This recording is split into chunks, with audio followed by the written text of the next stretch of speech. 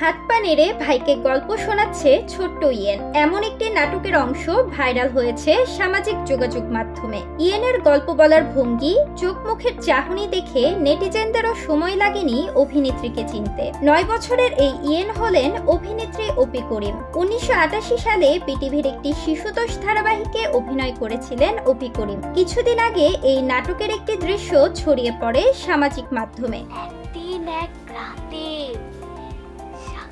না একটা মড়াই দুধ নিয়ে শেওড়া গাছের ডালে পা দুলিয়ে দুলিয়ে মড়াই দুটা লেজ চুষছিল।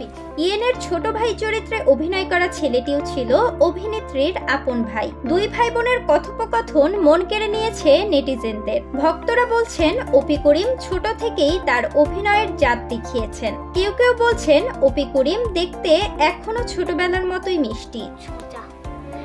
রাত দিন খাবার জন্য ছক ছক করে বেড়াতো।